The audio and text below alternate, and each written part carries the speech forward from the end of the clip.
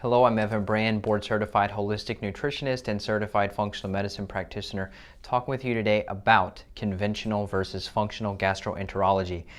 Now, when I was 18, 19, 20 years old, dealing with depression issues, diarrhea, constipation, all sorts of different gut symptoms, fluctuating weight, inability to maintain muscle mass, all sorts of crazy symptoms, I went to conventional medicine looking for answers. I didn't end up getting the endoscope, which I'm going to talk about why this is a risky procedure that's done very commonly, which yields no results more than typically the information of you have gastritis, you have inflammation.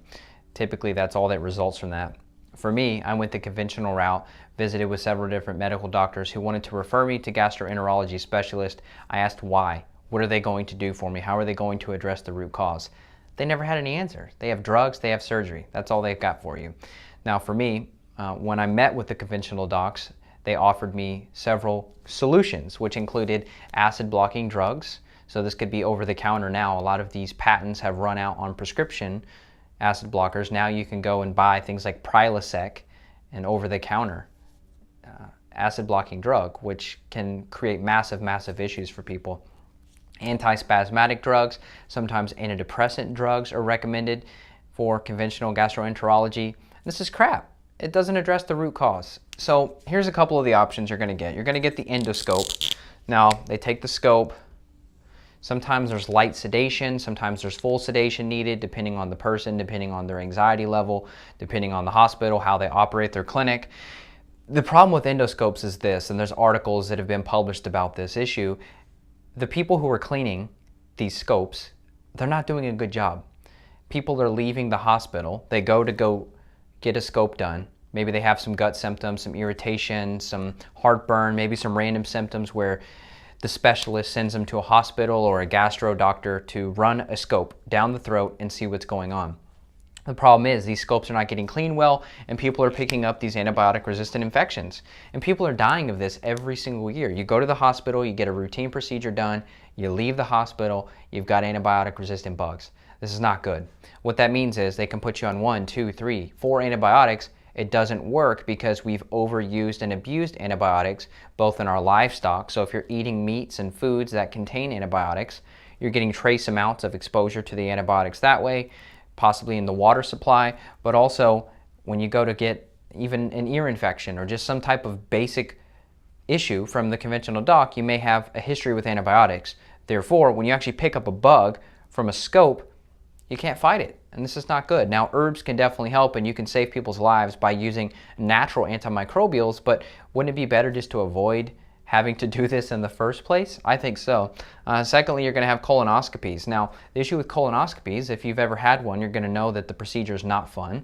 You're typically drinking a high-dose magnesium or some sort of other laxative mineral or laxative prescription.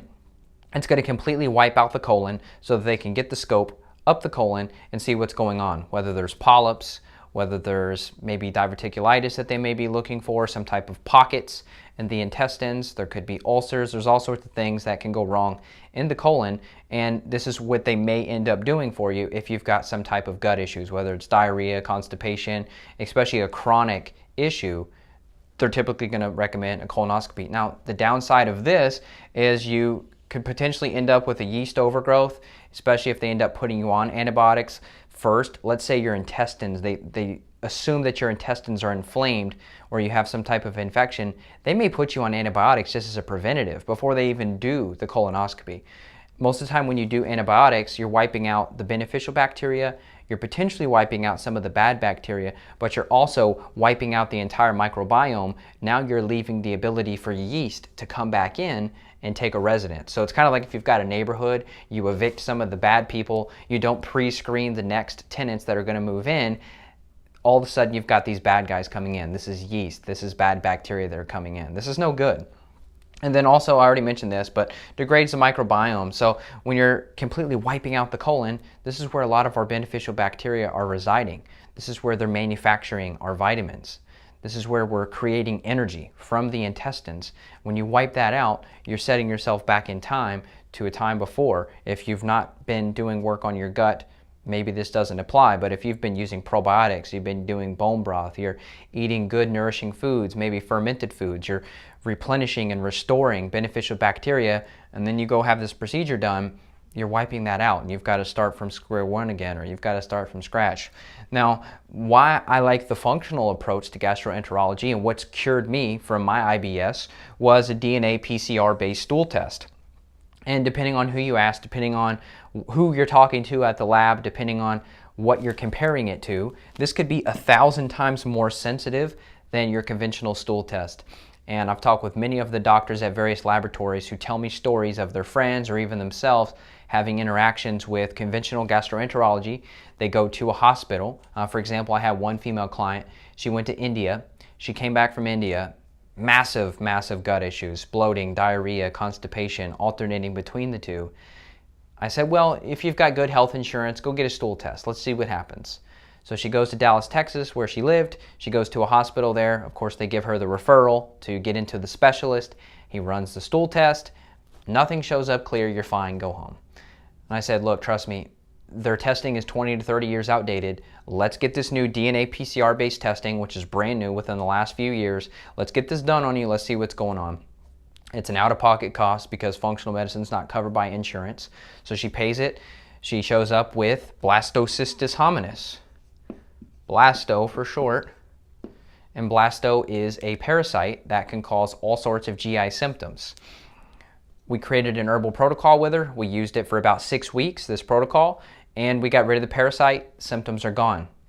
No drugs, no surgeries, no hospital visits. She did this at home.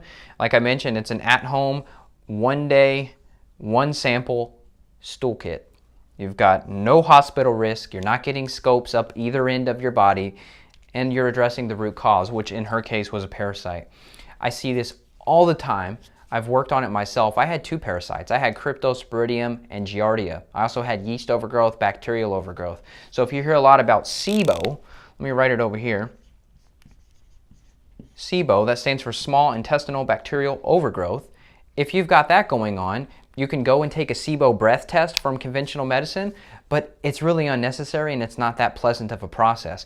If you get the stool test done, you can look at the species. So whether it's Proteus, whether it's Pseudomonas, there's many different species. Citrobacter, Klebsiella, a lot of these bacteria are going to overgrow in the small intestine. So we can really just infer, if we find XYZ species, we can infer, yes, you've got SIBO. But do you really need to do the breath test? It's quite an unpleasant process, and it's unnecessary because you can detect bacteria with the stool.